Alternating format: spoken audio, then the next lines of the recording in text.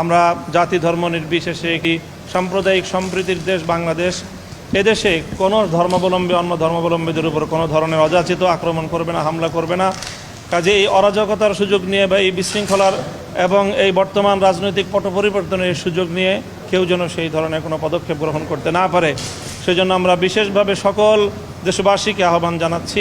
বিশেষ করে রাজনৈতিক নেতৃবৃন্দ যারা রয়েছেন, আমাদের ইমাম সাহেবান যারা রয়েছেন, আলেম ওলামা যারা রয়েছেন, তাদের এই ক্ষেত্রে একটি অগ্রণী ভূমিকা পালন করতে হবে। সেই জন্য আমরা দেশবাসীর প্রতি, আলেম সমাজের প্রতি বিশেষভাবে আহ্বান জানাবো যে সংখ্যালঘু এবং বিশেষ করে আইনশৃঙ্খলা রক্ষাকারী বাহিনী, পুলিশ সহ অন্যান্যদের এবং রাষ্ট্রীয় সকল স্থাপনাগুলো যেন নিরাপদ থাকে, সেজন্য আপনারা পদক্ষেপ গ্রহণ করবেন। আর শুরুতেই আমাদের প্রধানমন্ত্রী